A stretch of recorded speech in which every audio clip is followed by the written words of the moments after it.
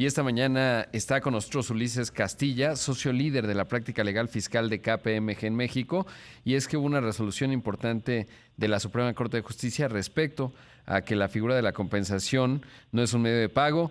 Y para hablar de esto, Ulises, ¿cómo estás? Buenos días. Hola, muy buenos días. Gracias por invitarme a tu programa para platicar ese tema, por demás, muy interesante. Saludos a ti y a todo tu auditorio. Gracias. Pues primero delimitar el tema. ¿Cómo, digamos, cómo definir la compensación del IVA como medio de pago? Es decir, ¿cómo ocurre para los que no estamos tan familiarizados? Eh, Gracias por la pregunta. Mira, la compensación se da cuando existen dos personas, un acreedor y un deudor. Y esta compensación la podemos encontrar tanto en el ámbito civil como en el ámbito fiscal. La resolución de la Corte lo que establece y analiza es este tema y determina esta resolución de la Corte que básicamente la compensación civil, es decir, la que se da entre los particulares, no es un medio de pago del IVA ni puede dar lugar a una solicitud de saldo a favor o acreditamiento del impuesto, lo cual sí resulta importante de analizar en todas y cada una de las empresas. Por supuesto. ¿Y qué implica, digamos, lo que ha determinado la Corte? Mira, implica básicamente que todas aquellas compensaciones que una empresa haya hecho con otra empresa, parte relacionada o no, tú sabes el concepto de tesorería centralizada, pues me gustaría poner este ejemplo donde básicamente en una tesorería centralizada hay compensaciones que se dan entre particulares y al final se dan los efectos fiscales de los diferenciales entre la deuda, entre el acreedor y el deudor. Lo que dijo la Corte es que esta compensación civil no tiene efectos fiscales. Eso significa que al no haber flujos de efectivo en estas compensaciones civiles, no puedes ir a solicitar una devolución de este impuesto al valor agregado. Y digamos, después de este fallo uno, eso quiere decir que ya aplica, digamos, y sobre todo, ¿cuál es la consecuencia inmediata que hay que tener visible, que hay que tomar en cuenta? Mira, gracias por la pregunta. Una jurisprudencia, cuando es emitida por la Suprema Corte de Justicia de la Nación, debemos recordar que resulta obligatoria para todos los tribunales de menor jerarquía. ¿Esto qué significa?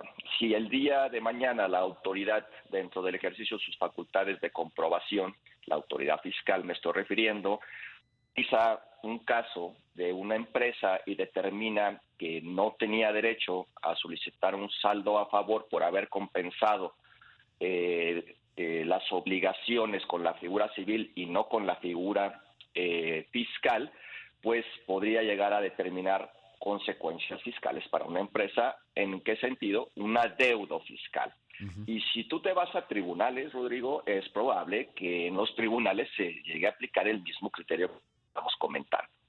Claro, sí, o sea, ya no hay, digamos que lo que hay que revisar es cómo se hizo el proceso y corregirlo porque ya no hay un camino jurídico que lo pueda, que puedan, digamos, tener como una salida a las empresas, ¿no? Una vez que la Suprema Corte de Justicia falla, pues ya está. No hay mucho que discutir desde otros, digamos, esferas inferiores en el aparato jurídico y dado que la Suprema Corte de Justicia es la mayor jerarquía, pues automáticamente queda resuelto. Es correcto, y en función de lo que tú estás comentando, pues debemos visitar en cada una de las empresas todas aquellas compensaciones que hubiéramos realizado, la compensación civil de nueva cuenta, para poder determinar sus efectos, naturalmente, y poder corregir las situaciones que se deban de corregir. Ahora, algo que pues parece lógico, pero te lo pregunto, Ulises, evidentemente los fallos jurídicos no son retroactivos, pero en este caso, si estaba en proceso un juicio, etcétera, ¿bajo qué criterio se define, aunque la Corte haya fallado, digamos, posteriormente, como fue Es el una caso? pregunta muy interesante, porque se ha discutido mucho si una jurisprudencia puede llegar a ser retroactiva en perjuicio de los contribuyentes de las empresas. En este caso, como fue una interpretación que hace la Suprema Corte respecto de artículos de la ley del impuesto al valor agregado, considero que sí pudiera llegarse a, porque es una interpretación de un Claro. artículo que está vigente el día de hoy.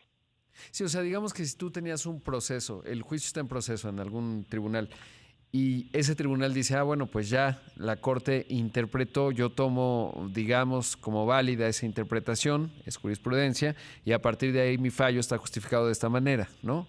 Y eso podría ocurrir para los juicios que están en progreso, digamos. Sin duda, si tú tienes una empresa, me refiero, tiene algo que está en proceso, pues el tribunal, de nuevo, tiene la obligación de acatar la jurisprudencia emitida por la Corte y es muy probable que emita una resolución en el mismo sentido de este que estamos comentando de la jurisprudencia. Exacto. Ahora, ¿qué tan grande, con la experiencia que tienes, puede resultar este problema? Es decir, ¿qué tan común?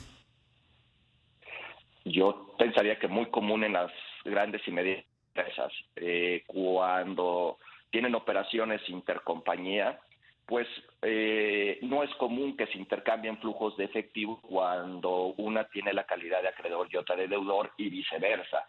Entonces, bajo la figura de la compensación, que es una figura permitida por la ley civil y también por la ley fiscal, pues llevaban a cabo, digamos, estas compensaciones, extinguían la obligación de pago con la compensación y únicamente se pagaban los diferenciales. Pensaría yo, en mi experiencia, que es muy, muy común en las grandes y medianas empresas. Claro.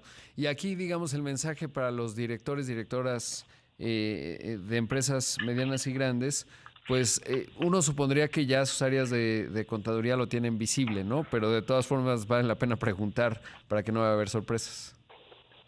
Sin duda, Rodrigo. Yo aquí recomiendo visitar este tema, analizarlo. Estoy seguro que los directores de empresas, los directores fiscales, la gente encargada de los impuestos en estas empresas ya lo tienen muy claro, porque es algo que ha causado mucho revuelo en el medio fiscal, ha dado muchos comentarios, artículos de opinión. Entonces muy seguramente ellos ya lo tienen presente y deberían de estar ahorita en estos momentos analizando este caso para ver cómo lo deberían de resolver.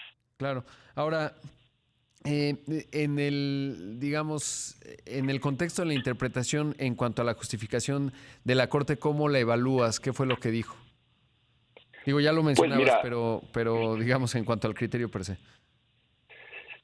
Lo que hace la Corte, básicamente, Rodrigo, es analizar la figura de la compensación civil y analizar la figura de la compensación fiscal. Existe una figura de compensación fiscal en el artículo 23 del Código de la Federación, y dijo el Corte: los efectos de la compensación únicamente tienen efectos fiscales cuando se da el acreedor y el deudor es el contribuyente y el fisco, únicamente. Cuando tú pones la figura de la compensación civil en